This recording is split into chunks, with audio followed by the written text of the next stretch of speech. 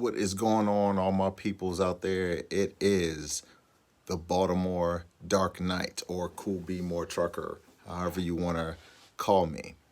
And so I apologize first and foremost for not being able to put out a video about the last 2 weeks. I've been on the road, so been running pretty hard.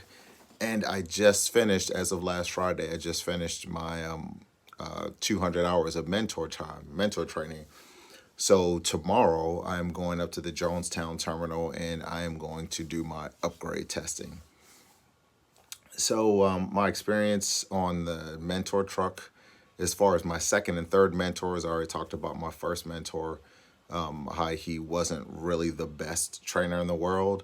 But my second and third mentors were awesome. Unfortunately, I think I said in another video, my second mentor I lost because he had to take care of some medical stuff to get his physical back up to par. But both my second and third mentors were awesome. They showed me everything there was to do on the truck. They got my backing much better than what it was when I came out of the academy. So I'm killing that. They showed me, the Qualcomm system. They showed me the loads, you know, your macros, all that good stuff. So I'm very confident that when I go in tomorrow, I will have no problem knocking this out. So I'm just excited, to be official. So those of you who are currently in a driving academy, Swift specific, or maybe other driving academies that offer a mentor training afterwards, just know that yes, you have your CDL, but you are not official as far as in your company until you finish your mentor training. Okay, so for Swift, it's I'll break it down for you. It's you got 200 hours overall. Your first 50 hours, you are driving by yourself. However, your mentor is sitting in the passenger seat, guiding you along, making sure you're being safe and stuff. And then the next 150 hours, you're team driving. So, of course, you're driving, you're in control of the truck, the loads, that kind of stuff. And your mentor sleep. Okay. And then you switch out, continue to run. Now, of course, my two mentors, as soon as they realized that I was either, going off to a rest area or truck stop, whatever the case may be, they would wake up and they would just evaluate and make sure that my backing was good, or if I'm pulling into the fuel point, I wasn't about to run into anything, which was never the case. But a good mentor will do that. They'll get out of the sleeper, they'll take a look and see what you're doing just to make sure you're being safe, and then they go back to resting if they have time left to if they're not about to come on duty. So really, really good experience. I'm happy, and I am ready to do this thing tomorrow. So amidst all of the COVID-19 stuff that's going on, I still knocked out my mission to get my 200 hours of mentor time done. And actually, I think I ended up with 215 hours. And that's simply because I was at 197. And of course, they want you to get those 200 hours. There's no ifs, ands, or buts, at least from the Memphis terminal and the Jonestown terminal. They want you to get those 200 hours. And so I had to do one more run to get those three. So that was a run back down to Laredo, Texas, and then back to, actually, he dropped me off in Memphis. So I ended up with about 215 hours and somewhere about 16,000 miles ran, excuse me, give or take. But I tell you, the runs that I did, that Laredo, Texas run, a lot of flat running, which was cool. But the real driving experience that I got was going up to Cedar City, Utah. So going up into the mountains, driving down those 7% grades, 4% grades, and snaking around those curves. And actually, the last part of that, coming off of the mountain, was or one of the turns that I did was actually snaking around at 15 miles an hour coming down the 7% grade and going into a residential neighborhood. That was fun. But like I said, I couldn't have had two better mentors than Josh and Marcus. Again, I won't say their last names, but they were great. So I actually, let's see. So Friday I got in, and my driver manager was like, "Nope, you're not going to test in Memphis. You're going to test up in Jonestown." So I think it has something to do with qualification quotas or something like that. And that's why they didn't want me to test in Memphis, which I'm okay. I could have used the rest anyway. And besides that, my unit got activated for my military unit got activated for that this COVID-19 stuff going on. So had to do that. So I needed the rest. So I'm okay with, taking almost a week and then going in and upgrading. Besides, I'm still using my simulator in the meantime to continue practice backing and to continue doing my drives or honing my driving skills and that kind of stuff. So I'm still getting it in. But the funny thing is, let's see, I was in the hotel Saturday and Sunday. I think it was Saturday. I had an HR specialist call me from the Arizona terminal and or the headquarters, and she was asking me a whole bunch of questions about my first mentor.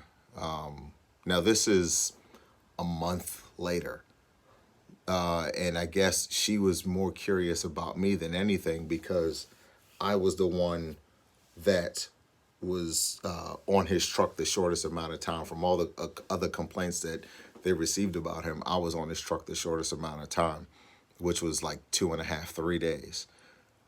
And she asked me some questions, and to make a long story short, I just told her, say, look, I'm a military instructor, or I was a military instructor, and I know what training is supposed to look like, and the information that a person is supposed to get, and how the trainer should be patient, you know, and one of the things that she said to me, she asked me, well, overall, what did you think about him? And I just said, one of the things do you remember about him? And I said, well, the one thing that I remember is something that he said. He said, I'm not a mentor, or I'm a mentor, not a teacher.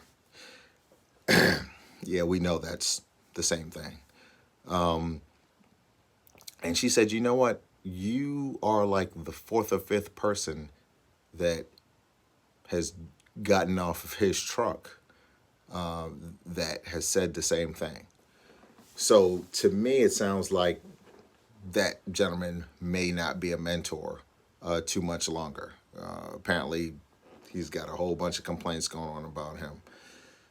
So, just if you're ever deciding to become a mentor, you know, you've got to have the patience to teach people. You got to have the patience to understand that, let's say I had 10 years of driving experience and you, the viewer, has, only academy experience. I can't expect you to know everything that I know or even be up on the level that I'm at.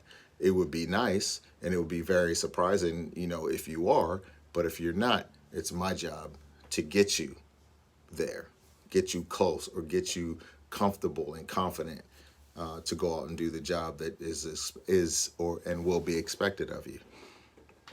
One of the things that I talked about was in the at least for the Richmond Academy when I was there. I just graduated in January of 2020. Our three backing maneuvers were straight line, which yes, you will still use out in the real world. Offset, you may use offset in combination with some other backings you do, but then parallel parking.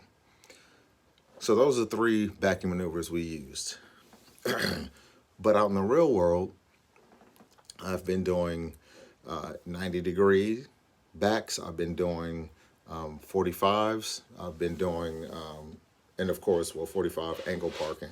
I've been doing those in straight lines. So, it's the first couple of days that I was out with my first mentor, or the first time we did a backing, he actually kind of guided me in and kind of showed me the ropes and stuff.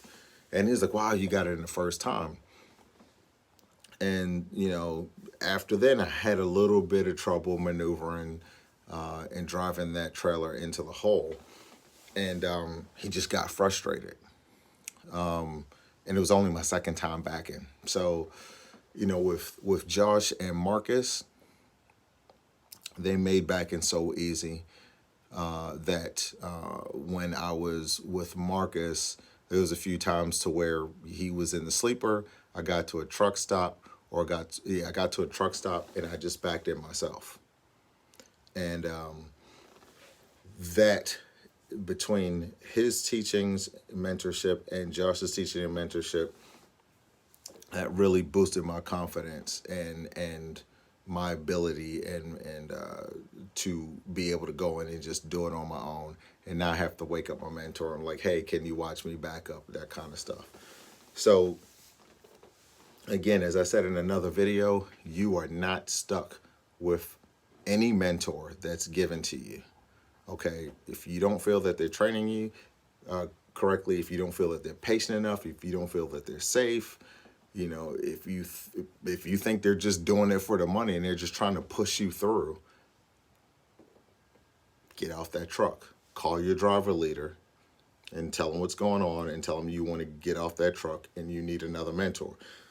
Now, the downside of that, it may take a day or two for them to find you another mentor. In the meantime, they will most likely they will put you in a hotel and take care of you that way.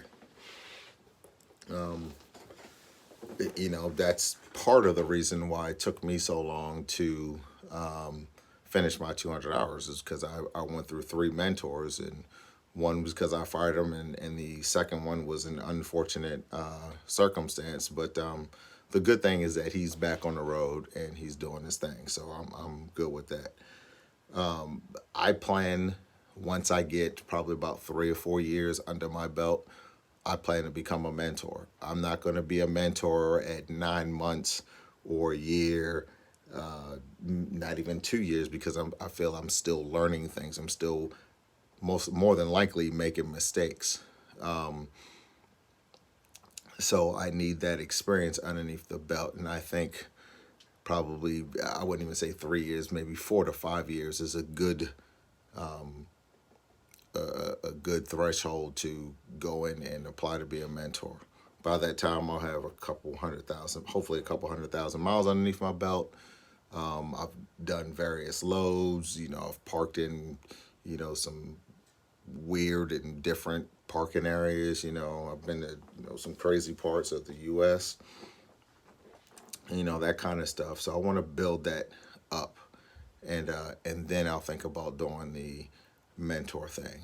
So right now, I've done the 200 hours, and I am so happy, and I am ready to test tomorrow. And oh, by the way, if you're wondering how you track your hours, obviously it's on the Qualcomm underneath your summary. When you go to your summary page on the Qualcomm, you can see you're certified. You can see your 8-day log. Your 8-day log is going to tell you how many miles you drove, what the date was, how many hours you drove as compared to how many hours you were on duty. So you can take that and you can estimate how many hours you have. Now, to see your true hours, because that's only 8 days, but if you want to see all of your hours, you go into your Engage app and you go to Portal, and then you look at the Drive Cam. And then once you get to Drive Cam, you go down and there's that first drop down arrow. You click on that and it'll show you events. I think it's times are divided by the number of hours that you've driven. So let's say you drove or you drove 9.5 hours one day, and you drive 9.5 hours. Well, let's say you drive 9.5 hours on Monday, you drive another 9.5 hours on Tuesday. Well, the way that I've been seeing this is that the system takes about a day, maybe 2 days to update. So what you see in your app is more than likely a day or 2 days behind. The one thing that you can do is that you can call your driver manager every so often. Don't bug them, but every so often, while you're out there, you can call your driver manager and they can see real time how many hours you have, so long as you have certified your logs.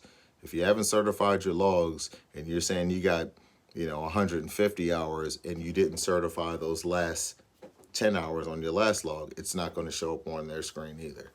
So make sure you certify your logs, and then that's how the system gets updated. But it's cool. Make sure that when you graduate the academy, that they're going to tell you, or they're going to give you a list of some online trainings that you do through Swift University. It's on your app. And you make sure you knock those out prior to getting on. I recommend prior to getting on the mentor truck. The reason why I say this is because I personally didn't want to be messing with online trainings when I want to focus on driving, backing, and Qualcomm, and learning everything there is to learn about being a truck driver. So those are things I would recommend. Sorry, I'm a little, doesn't sound like I'm excited, but I am just a little tired. Still trying to catch up on hours. For somewhere I missed a day. I had called my driver manager and it's like, hey, I'm ready to test. Hey, I'm going to come in Thursday. Well, that was yesterday when I called him, thinking that yesterday was Tuesday. So I'm missing a day somewhere. But I actually texted him back and was like, no, I meant Friday. So he was like, no, it's cool, whatever. So I'm going in tomorrow. I'm going to knock it out. I'm going to get a good night's sleep. And I'm going to be on the road as far as me driving to the Jonestown terminal about 7:30, so I can get there and get that process rolling and knock her out and be official. So this is the Cool Be More Trucker, Baltimore Dark Knight. I'm out of here. Y'all have a good one. Be safe. Remember social distancing. Take care of one another. And keep those hands and keep that personal hygiene at a high state of readiness. All right, I'm out of here.